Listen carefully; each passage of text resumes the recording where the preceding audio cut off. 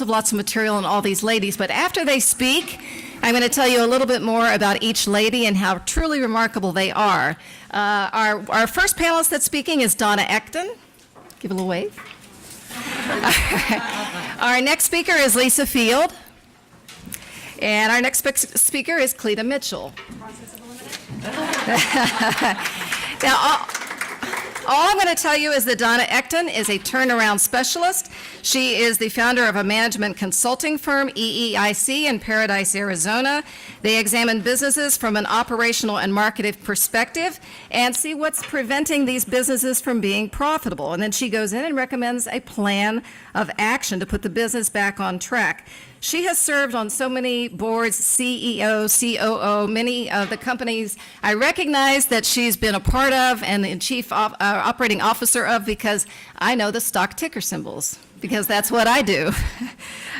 She has a BA in economics from Wellesley, an MBA from Harvard, and has served on boards of Mellon Bank, Tandy Corporation, Wellesley, and Carnegie Mellon. Lisa Field had a day of awakening. She was unclear what she wanted to do after college, but she'd been a theater major at Brandeis University. I, too, was a theater major. And I found something way far. Stocks are not anything to do with theater. Well, maybe they are. Her parents had a party where professionals, it was a murder mystery party with professional actors, and she was the murderer. The caterer complimented her on her performance, invited her to lunch, and offered her a job. Lisa had found her calling. She found the catering business was theater production, setting the stage, and artistic. The curtain goes up, and the party begins. So she opened Catering by Field, and she has done so many very impressive, all these women are incredible. She's done Sony Pictures, Dream Destination Weddings, Kaiser Permanente, catered things for DirecTV, the Latin Grammys, Grey's Anatomy, and my favorite, Harry Winston Jewelers. She says, when I was in theater, I always saw myself in the producer role, and now I'm the producer of amazing events. Cleta Mitchell, heavy hitter. She's a partner in the Washington, D.C. office of Foley & Lardner, LLP. She's a member of the firm's political law practice. She has more than, I don't know how this is possible as I look at these beautiful women. She has more than 40 years of experience in law, politics, and public policy.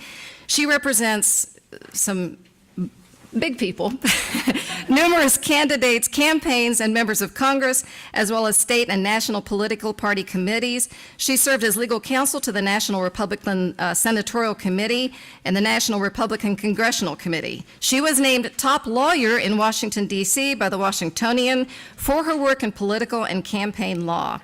She was a teaching fellow at the Institute of Politics at Harvard University and was the Shapiro Fellow at the School of Media and Public Affairs at George Washington University. She was a member of the Oklahoma House of Representatives from 1976 to 1984, where she chaired the House Appropriations and Budget Committee. It would be lovely to have her overseeing the budget currently that we have in Washington. Okay, these ladies are fabulous. First, let's call up and welcome to all of you. Donna, let's start with you. Thank you. Well, I'm delighted to be here this afternoon to talk to you about a favorite subject of mine, which is that the government, under the veil of consumer protectionism, is really doing harm to free enterprise and the American consumer. Now, I've run a number of companies and sat on a number of boards throughout my career, and during that time I've encountered, I wrote this down because I wanted to get it right, massive ignorance, stupidity, and the mindless adherence to poorly written regulations, executed in many cases by arrogant, self-impressed bureaucrats and their henchmen. That was subtle, right? All right, so what I want to talk to you about in the 10 minutes I have is to give you examples from 3 companies that I've been involved with in 3 different industries, headquartered in 3 different states, when they came up against the bureaucracy of the state in which we sit, California. Okay, number 1, Nutrisystem, weight loss company, based outside of Philly.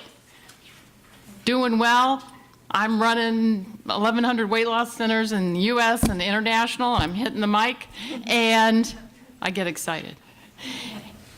Get a letter out of the blue from some regulator in California saying, cease and desist, you can no longer have weight loss centers in California because you're a commercial company and you need to use commercial scales when you weigh your clients. And we're like, okay, we're using doctors, doctor kind of scales. What is a commercial scale? Well, says the state regulator, the kind of scales they use in meat packing. And we're like, oh my God.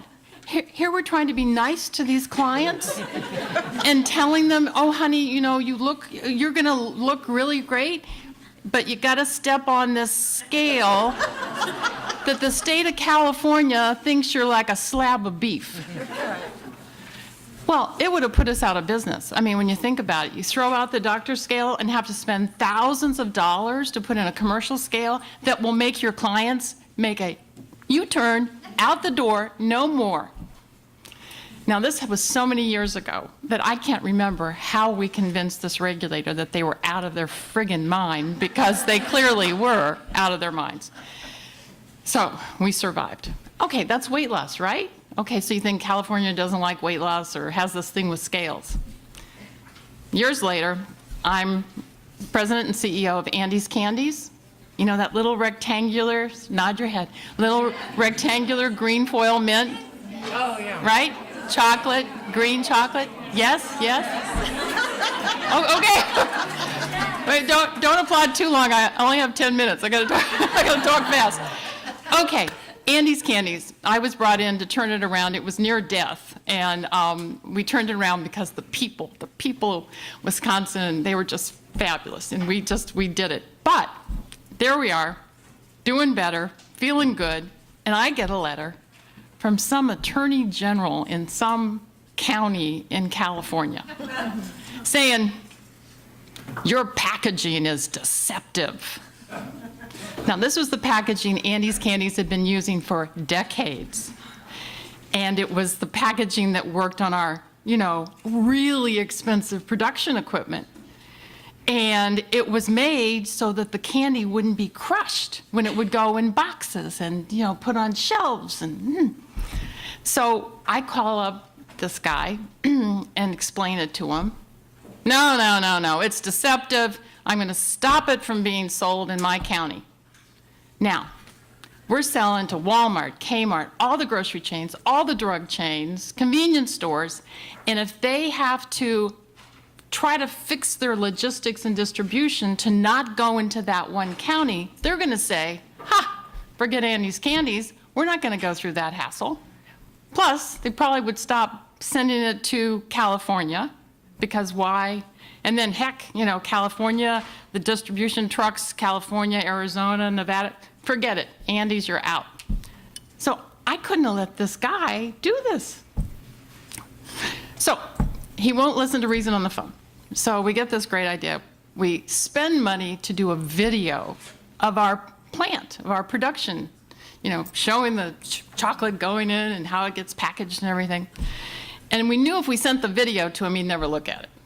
So, the expense of the video, we get on an airplane, we have an appointment with the guy, me, I take my VP of production, the plant manager, and my head of sales, and we go meet with them. And of course, I'm like trying to be just sweetness and light. I'm just this sweet little girl from Kansas who's happened to be running Andy's, I'm trying everything. So he'll look at the video. He looks at the video, and he goes, oh, I see your point. Well, if he hadn't seen our point, Andy's Candies and its 300 and some employees who were amazing people and their families would have been, without income, because it would have killed us. Okay, Andy's Candies. Next, I ran a home decor company outside of Boston, and we made tabletop picture frames and functional wall art. And, this was another one I was brought in to turn around, and good team, and we got it turned around. And I get this letter from some citizens action group in California. So I read this letter, and I have to tell you, I thought it was a hoax. I literally thought it was a hoax. It said, you have certain products that are dangerous to children, and you must take them off all the shelves in California and pay us a $50,000 fine. I'm like, I thought it was a hoax. I ignore the letter. Two weeks later, I get another letter, more nasty this time, and saying, if you don't take it, we are going to boycott all of the stores that carry your product. That means Bed Bath & Beyond, Home Depot, Macy's, Kohl's, Mervyn's at the time. Well, those big companies would not put up with being boycotted because of our company's products. They would just throw us out. And that would be another company going under. So at this point now, I'm getting used to dealing with, I don't want to use the word loonies in California. I won't use that phrase. And I have a, I won't use that phrase, loonies lawyer in California. And forgive me for this, but in all these things, the lawyers make out like bandits because they're the ones helping us. So I call them up and I go, this is extortion. I'm not going to pay this group $50,000. And what's wrong with our products? This is crazy. Well, we had I guess 3 SKUs, which is individual units, of a stained glass picture frame, so that the frame was stained glass. And you know, stained glass, there's glass, and then there's this metal that connects the pieces of glass. And the metal had that thing in it that's a no-no in California. I'm hearing everybody whisper it, lead. And we were told that we couldn't sell it in California by this Citizens Action Group because a baby might eat it. And I'm thinking, how many babies eat picture frames? I mean, I would think that would be a parental problem, not my problem. Anyway, I said to the lawyer, I said, look, this is crazy. Can't I sue them for extortion? Because they wanted $50,000 and take the product off the shelf. He said, no. I said, why not? He said, because California protects them. I said, what? I said, okay, it's California, right? Tree huggers. I said, okay, let's sue them because they've created so much paperwork that they're killing trees by what they're doing. He said, nope, you can't sue them for that either. I said, why? He said, because the state of California has a law that you cannot sue a citizens action group. Oh my God. So, long story short, luckily the stained glass picture frames were not our top sellers. They were somewhere way down at the bottom.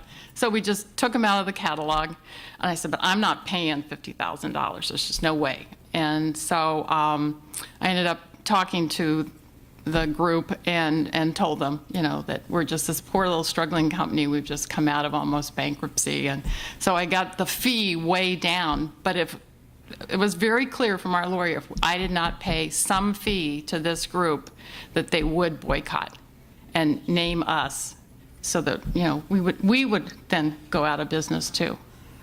So those are three stories of different industries, different headquartered states, but up against the jaws of the California bear bureaucracy.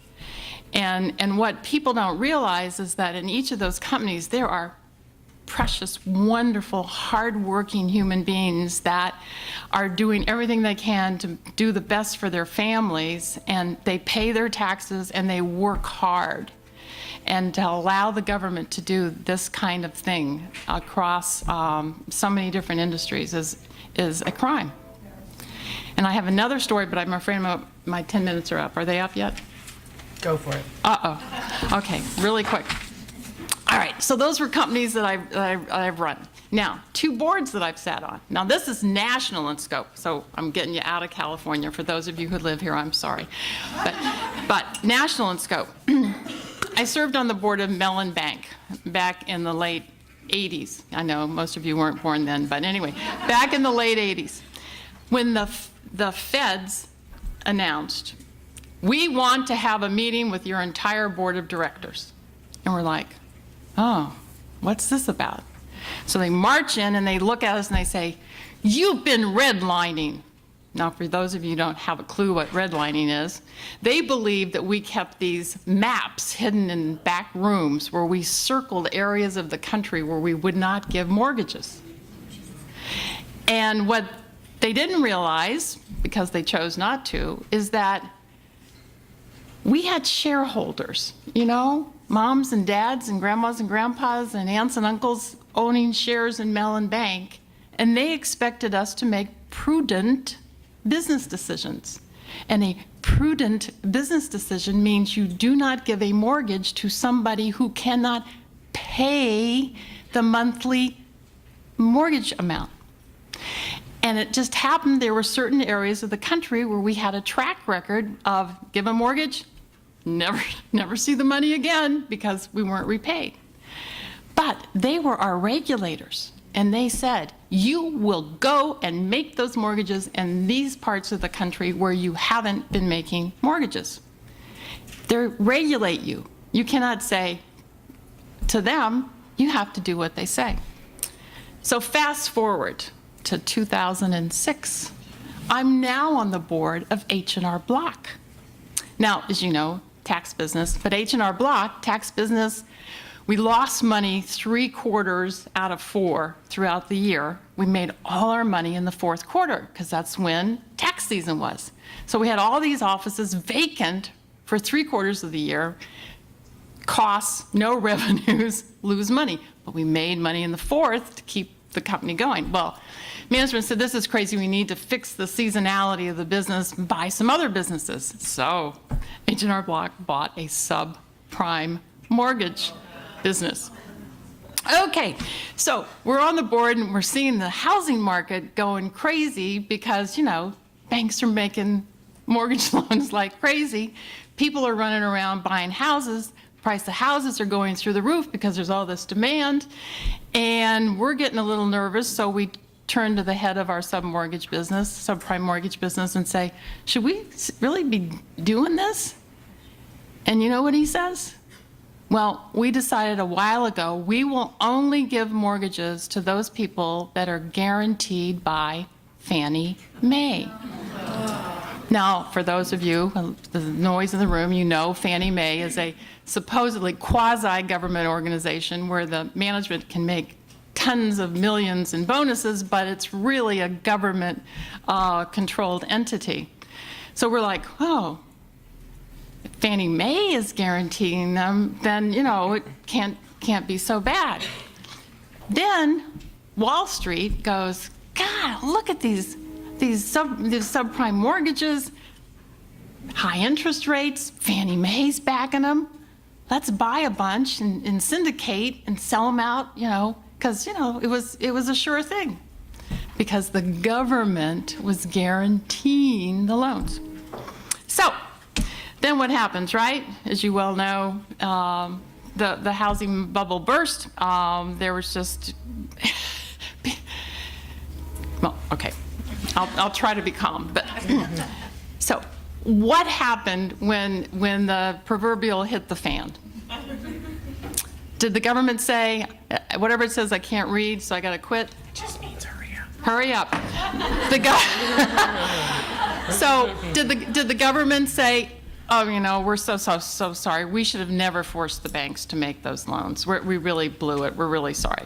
Or, gosh, we never should have had Fannie Mae guarantee all this. We're really sorry. Did the government do that? No, they blamed the banks. And the Wall Street, those greedy, no good, capitalists. And of course, because the banks are regulated by the government, they couldn't say what they needed to say because then further wrath would come down upon them. So I will stop because that's just on a national level what the government can do to harm us.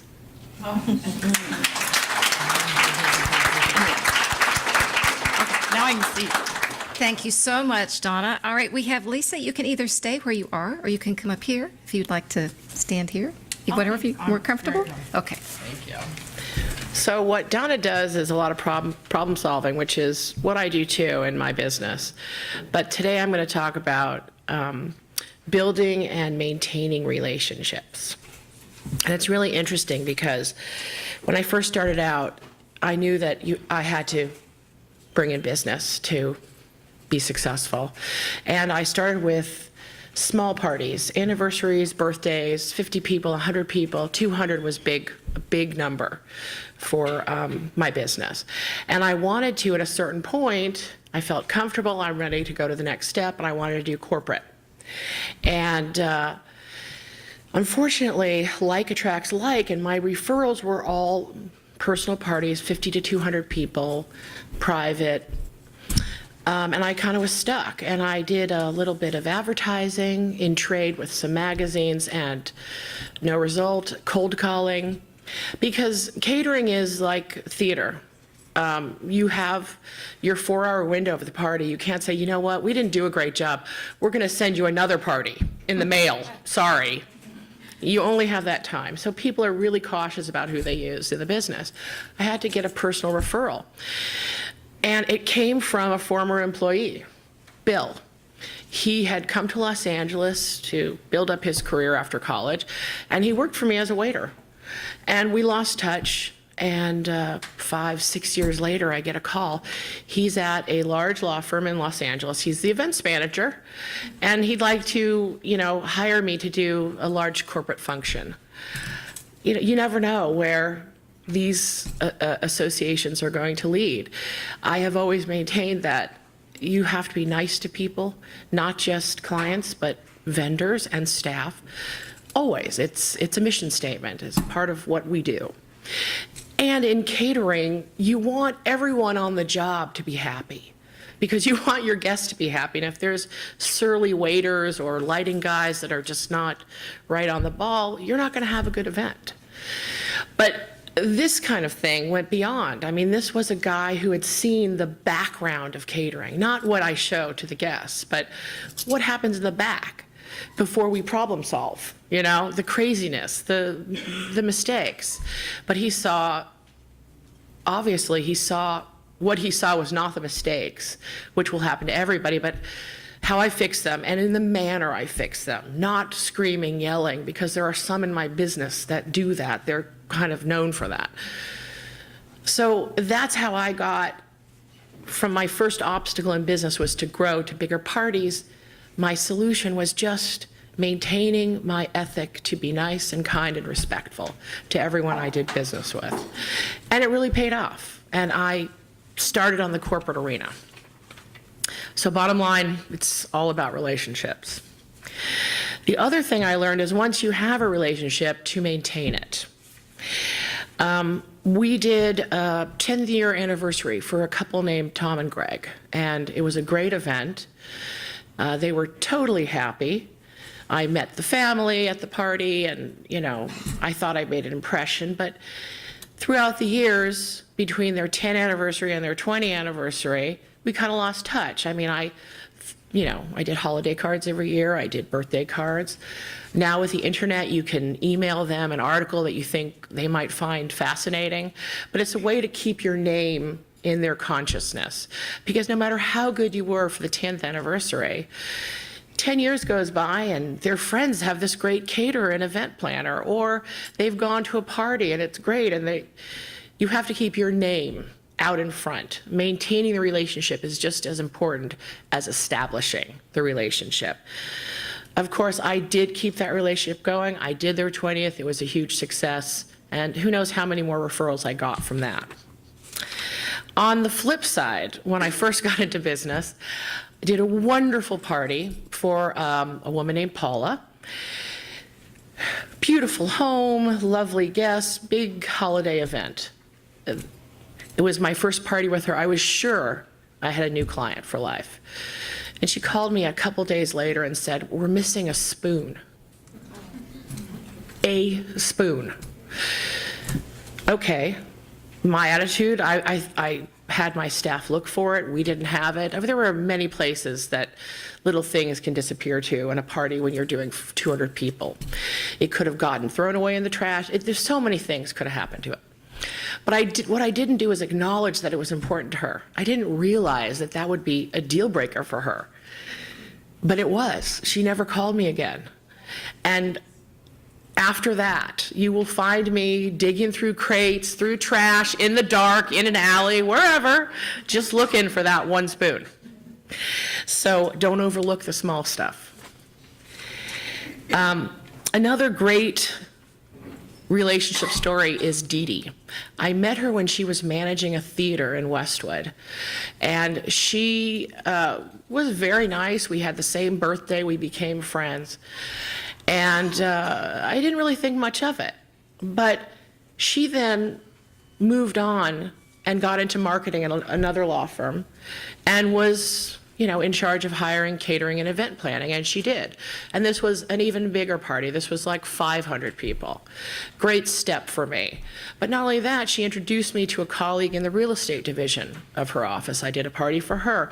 I met the support staff. I kept in touch so that when 5 years later, Dee Dee had left and they were doing their 25th anniversary party, her colleague Diane, who, in the real estate division, referred me to the new marketing person, Jonathan.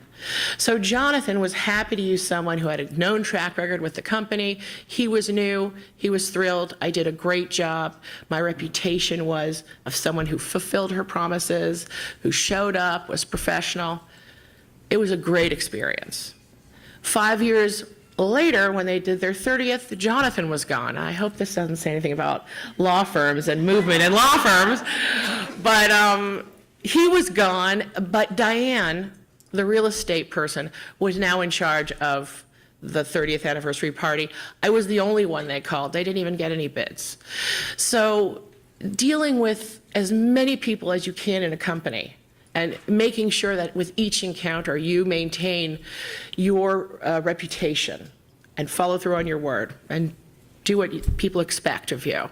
Very, very important. So not only did I get the original law firm, I got Dee Dee's new law firm that she went to and Jonathan's new law firm that he went to. So now I have 3 clients out of one relationship. Fantastic.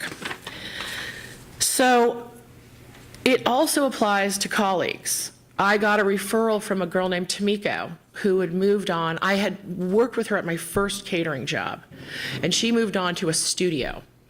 So she was now the client, and she referred me to a large corporation as one of a couple people that she recommended. On that job interview, which I got, I also ran into another colleague from the same company.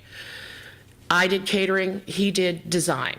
When we worked together for this big corporate client for many, many years, really successfully. I had his back, he had my back. We worked very well together. As it turns out, sometimes new department heads come in and they bring in their own people. Luckily, with the Dee Dee, Diane, Jonathan situation, they kept me going. This one, they went with new people. But this was a company that I really liked. I had done parties of 2,000 people for them. So again, it was another step in my growth. And I was sorry to see them go. But because of the relationship I had with Kevin, who was the design element of that relationship, he got a new client, Kaiser Permanente, and he hired me for the catering. And so we went from this corporate client that we lost to an even bigger corporate client. And that was the biggest parties I've done to date were for Kaiser, 4,000 people. So, the bad things turn into good things. The challenges turn into success. Relationships are important, as I've mentioned, but I have to say from a business operations perspective, it's vital to manage your business overhead. You can be the best caterer, you can have the greatest client, you can bring in tons of sales, but if you don't manage your expenses, it won't matter. An example, there is a big rental company in the city, Classic Party Rentals, that did a holiday party for industry members every year. And it was a great party, we all got together, it was fantastic. they never called me to cater their party. And I didn't say anything year after year. I'm like, why aren't they using me? I'm the best. Well, I finally said something to somebody that I felt very close to in the company. She said, oh, well, we use the caterers that owe us money, that can't pay their bills. So they're paying us off by doing the party. And sure enough, I thought back, and the caterer that did the party the year before was never in business the next year because they did not know how to manage their expenses. They undercut the competition to the point that they undercut themselves. So what was the point? Other than doing harm to good businesses. I will close with a story that illustrates when relationships can become tricky. You have to be true to yourself even though you have an unpopular stance. I know everyone in the room can relate to that. I found myself in a contradictory position over the issue of gay rights during the George Bush II second-term election. I've met a lot of gay people through the years, starting with my friend Eddie I met when I first opened my business. I became dear friends with he and his partner Scott. I met a lot of their friends. They started using me in catering. And they were wonderful people, smart, successful. When they found out I voted for George Bush second term, I was shunned. Not only did they not use me professionally, they told Eddie, they questioned why he was friends with me. You know, and I had been friends with them for 15 years. They knew who I was. They had seen my actions in play, but they were completely unprepared to allow anyone with a different point of view. Now, eventually, I decided to face the animosity with complete calmness, politeness. I decided I would just show up at events, give them a hug if they'd allow me to, say hello, and still be myself. And I rode that animosity out to the point where now they've forgotten about it. I hope that they've realized that it was small thinking on their part, that it was the same small thinking on their part that they complain about in others. But hopefully they just let it go and let people have their different opinions and still be friends. But for me, it was important to not get angry, to not blame and point the finger back at them. But you know, you can't win every party. You can't win every argument. You just have to maintain who you are and know that in the long run, you're left with who you are. You don't want to do anything that you look back and regret. Do anything or say anything. So the bottom line is it never pays to lie to a client and tell them you're going to give them something you're not going to be able to give them. Because what we only have is our reputation. Basically, what you're selling is yourself in every profession. So clients generally buy that if Lisa Field is involved, it's going to be high level of service, friendly and calm attitude, wonderful staff, and my commitment that everybody has a memorable experience at the party. So in conclusion, like does attract like. If you are honest with and respectful to all your relationships, you can expect solid, long-term partnerships and a successful business.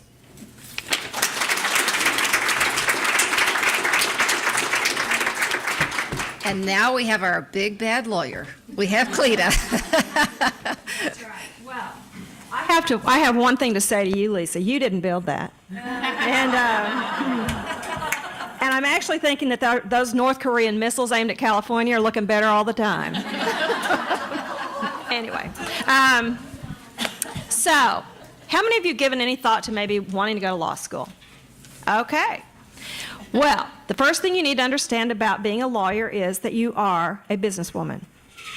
That's the first number one thing, and I think that a lot of people don't realize that. Now, I went to law school out of self-defense because I was interested in politics at a young age, and I wanted to be able, I'd sat in meetings where these middle-aged guys would say, well, I'm a lawyer, and then proceed to tell you how it was going to be. And I wanted to be in a position in my life where when some guy said that, well, I'm a lawyer, I want to be able to say, well, so am I. Now, what were we discussing?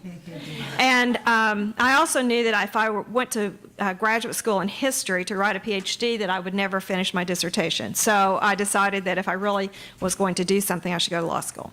I was actually sworn into the Oklahoma Bar Association 37 years ago this month. And if you add the time that I spent in law school, I worked as the legal assistant to the Oklahoma Human Rights Commission, which was the Title VII agency for the state of Oklahoma. And so I did that for 3 years while I was in law school. That I've actually been involved in the law in some form or fashion for 40 years. And I've been involved in the law in many, many different ways. I've had my own firm by myself. I've been in a small practice in a small town in Norman, Oklahoma. I've been in a small boutique litigation firm in Oklahoma City. I've been in, I've run a nonprofit legal foundation. I've been general counsel at a bank in Oklahoma City in the mid-60s and mid-80s, and I will tell you that thing that they did to you in the bank at the latter part of the 80s, they practiced on us in Oklahoma before they took their show on the road, and the regulators. So don't get me started about bank regulators. And for 13 years, I have been in a large law firm headquartered in Milwaukee, Foley & Lardner. It's a large national law firm, part of the AmLaw 100. And I was hired, I had a little boutique practice, campaign finance and election law practice in Washington. And I was hired originally when my little firm was acquired almost 13 years ago by this large law firm. And the person who was our CEO was Mike Grebe, who was the CEO of our firm, who left a year later. I've always said, now, let me get this straight. You know, you hired me, and less than a year later, after all these years, you leave. But he went to become the head of the Bradley Foundation, which is a large, it's the largest conservative philanthropic foundation in America. And what I want to say to you are 2 or 3 different things. One, if you are a lawyer, no matter what practice, what type of practice in which you find yourself, you're in business. And if you don't understand that going in, you will not be successful. There is a reason.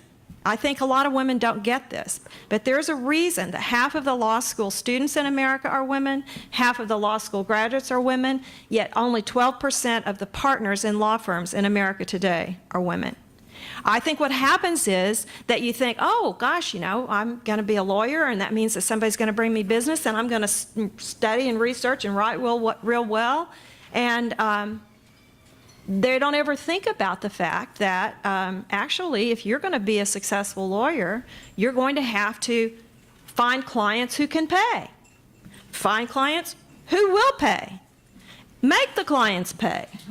I always say to my clients, I will kill myself for you. And if you do not pay me, I will kill you. And so they, it's only business. But my husband told me something. My husband is the original entrepreneur. I want to say this about another thing that I think that we come out of these colleges and universities, and somehow we don't even realize that what makes America great is not the government. What makes America great is business and free enterprise and the opportunity for anybody in this country who has an idea and can figure out how to pay to get started and can survive it and work their tail off and really do build it, that there's an opportunity to do what you want to do in this country. And I don't think I even realized this. This was part of my metamorphosis when I began to realize that, my cognitive dissonance, I wanted to get rid of it. But that I began to realize what makes America great is the free enterprise system. It's keeping the government out of the way so that the ingenuity, entrepreneurship of every American can come to the fore. And my husband told me a long time ago when I started practicing law and I swore off politics, right, as an elective office, that he would say to me 2 things. Yeah, he is a businessman, and as I said, the original entrepreneur. And he said to me, just because you're a lawyer is no excuse for being disorganized. And what he meant about that is that I needed to pay attention to my business. And he's a numbers man. I'm not a numbers guy. I have math anxiety. I am not somebody who's great at numbers. But he would say to me, you have to know your numbers. You have to know your numbers. Now, I always tell you, he knows my numbers better than I do. What numbers is he talking about? How many hours have you built? How much money have you collected? Where do you stand in a relationship in terms of, because to your partners, your peers. And we get, in my firm, every month, we get a profile that tells us our numbers. And I need to, who's paying? What clients do you have the most hours into? How are they paid? What are your receivables? Who's 30 days behind? Who's 60 days behind? Who's 90 days behind? And we just finished, our fiscal year ends at the end of January, and for starting just before Christmas, we go through this every year where we get these screeching emails beating up on us about collecting receivables, or you're not going to get paid. I mean, they kind of say that to us. So I'm just telling you that being, if you're going to be a lawyer, you're going to be successful in the law, like anything else, you are in business. So don't forget that part. That's a great thing. That's not a bad thing. That's a great thing. If you want to be a lawyer and work for the government, you can do that too. You don't have to worry about any of these things, but I think that's probably as interesting as watching paint dry. So, and why would you want to be a lawyer for an agency that's going in and doing all these awful things that we've just heard about? But the second thing I will tell you is that my husband said, if you have your own book of business, they won't mess with you. I'm big on people not messing with me. And I'm going to tell you this story because it absolutely came true. But my husband will always say to me, you have your own book of business, they will not mess with you. And the truth of the matter is, I am not dependent on any one client. I have partners. There are people in our firm, one big case settles, you got 10 people out of work. Or one client one big client decides we're going to, they've had a change of management and they're going to another firm. And you got people who have been totally reliant on that client for decades. And this has happened in my 13 years. I've watched all this. They used to beat up on us about clients who were under $20,000 a year in receivables. Well, where I come from, $20,000 is a lot of money. And so they don't, ever since the recession, they haven't been saying that anymore. It's very interesting. They quit bugging us about that. But my husband always told me, build your own book of business. Build your own book of business. Don't be dependent on any one client. Diversify. Don't be dependent on anyone else to provide your business. Well, I've never had anybody. Some people are blessed to have other people hand them things. I've never figured out how to be in that position, so I've always had to do it myself. So I'm a campaign finance and election lawyer. I am what I say to people, I'm the consigliere to the vast right-wing conspiracy, because all of my clients are conservative issue groups or donors or campaigns. I represent a number of members of the Senate and the House, and I represented the NRCC and the NRSC and a number of state parties.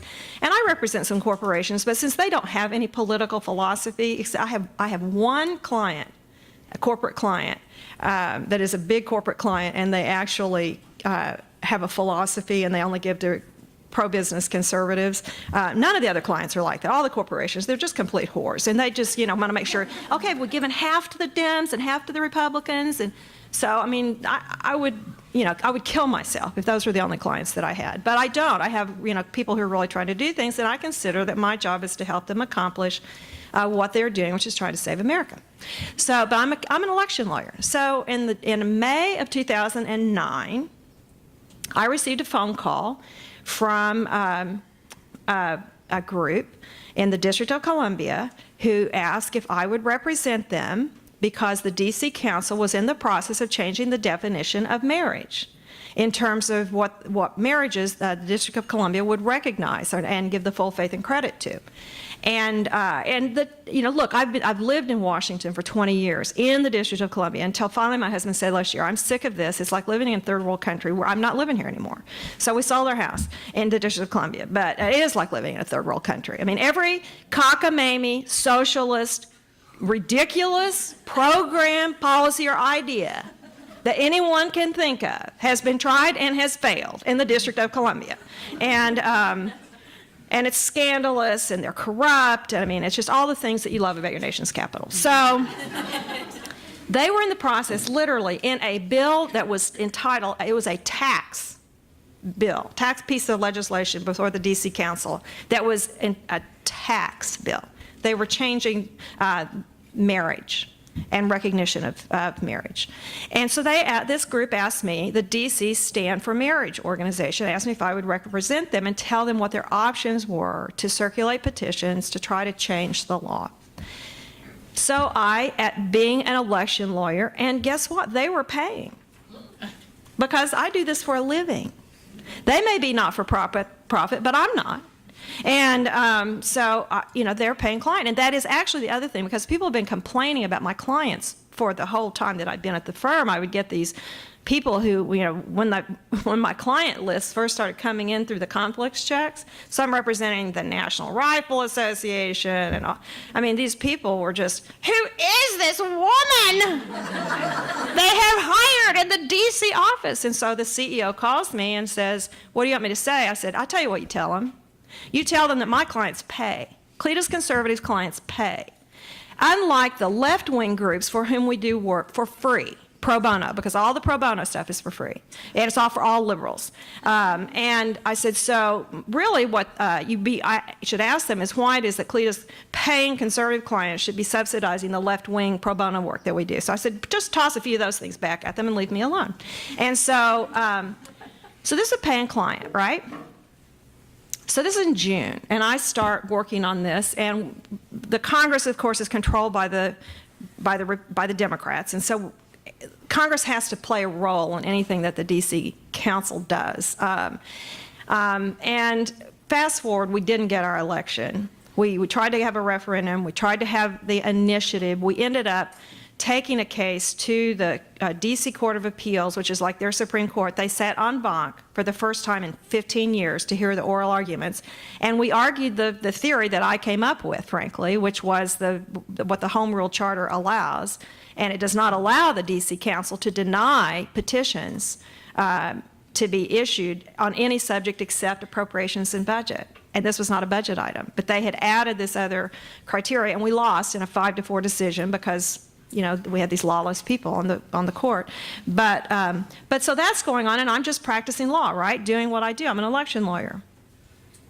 Well, about August, I get a call from not the CEO, but I don't even know what his title is. He's really in charge of the firm. And he said, who is this DC Stand for Marriage? I said, well, that's a group of mostly African-American pastors who want to have an election on marriage. Oh, okay. I said, is there a problem? And they said, well, no, some questions have been raised. Well, as it turns out, I didn't know any of this until January the following year. But the Human Rights Campaign, anybody familiar with the HRC, the Human Rights Campaign? Well, let me just say this. They are a hate group. May I repeat myself? They are a hate group. They preach tolerance.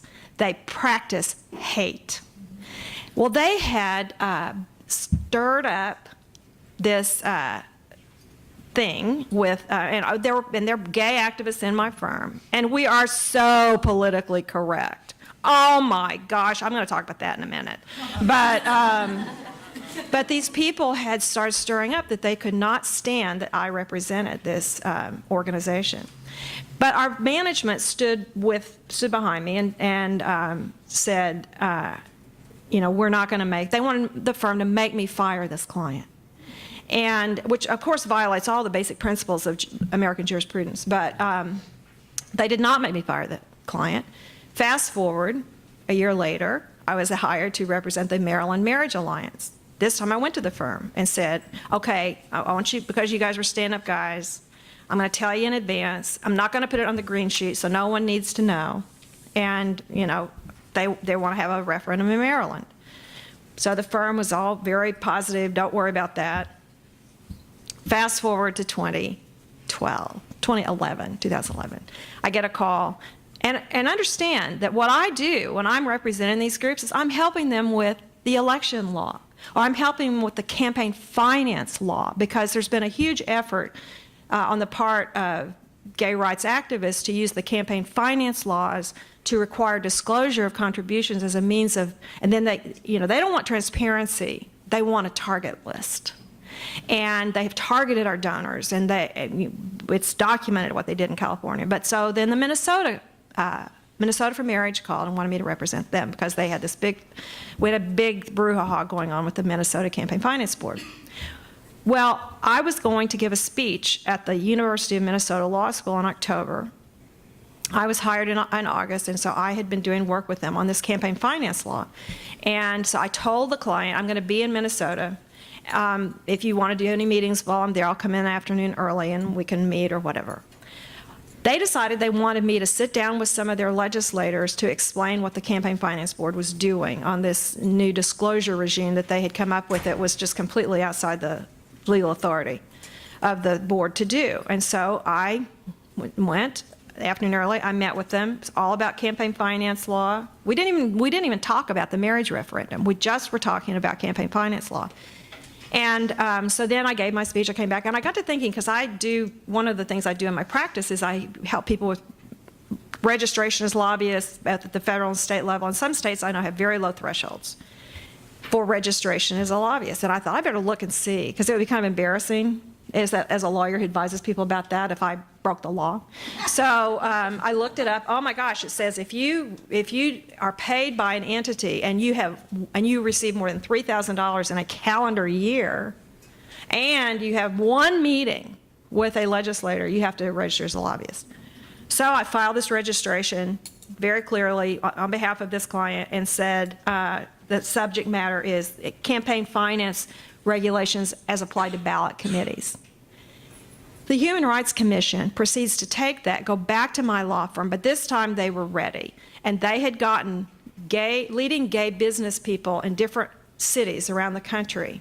Oh, I forgot to tell you that they had told my firm that they were grading us down in 2010 when my firm wouldn't make me fire the DC Stand for Marriage group. So they did this big thing about Foley is downgraded, to which I say, what did we do to get 100%? But anyway, so now they said, we're going to get all these clients. So they got all these clients to start calling my firm and not just the CEO this time, but members of the management committee. You're going to lose this business. You're going to lose this multi-billion-dollar, blah, blah, blah.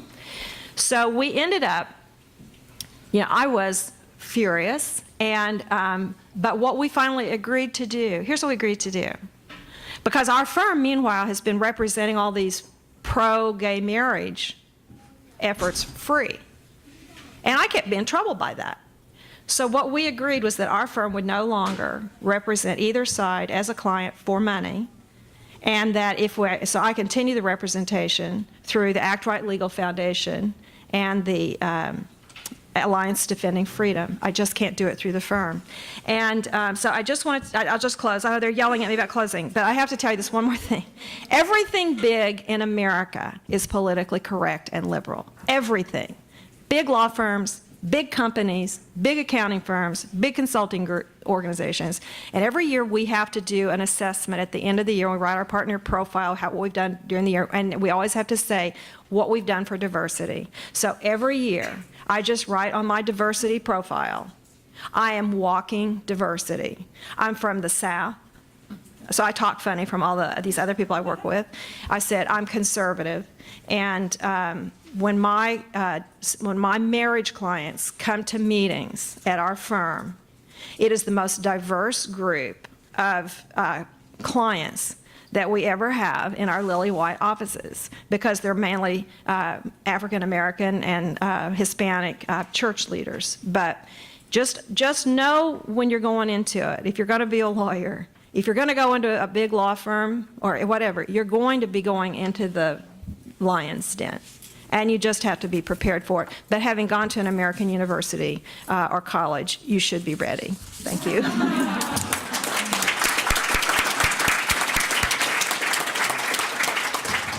Do we have time for Q&A, Camille? I think that we're only going to have time for maybe one question. We're actually over time, but if somebody has... Okay. Who has the best question in the audience? Somebody has a really good one? Yes. It's really good. Yes. Lisa, you were talking about, thank you. You were talking about the gay couple that didn't want to hire you anymore once they knew you were with George Bush. But this also goes to what you were sort of talking about. But since 2008, when I have dinner parties, I absolutely will only have Republican waiters. Because we talk, all my friends are pretty much Republican, and we talk about Republican issues, and I don't feel like having anyone serving that's angry or upset with me. And the other thing is, also we talk about Israel issues. I don't want anyone that's anti-Semitic in the room. So, I think I could, I know I've said in advance to the people, I know I'll get into trouble for saying this, but it's my dinner party, it's my home. Do I have the right to do that, or is it discrimination? Well, that's a very interesting question. One of the things that's very disturbing to me, I mean, you should be able to have whoever you want in your home. I will tell you that part of the gay rights movement today is to get inserted into codes of professional conduct for every profession, whether it's law, real estate, whatever, that you do not, as an individual practitioner, have the right to reject a client based on some personal preference or prejudice of yours. So if you are a real estate person who is a practicing Christian who believes that marriage should be between one man and one woman, that you should be able to have the right to say, I'm not going to represent you and sell you a house, but you can talk to one of my friends or whatever. They're working on getting inserted all over the country, these provisions that would actually keep people from practicing and exercising what I would consider to be the free exercise of your own religion. Donna has to catch a plane, so we thank all of you very much for being part of this.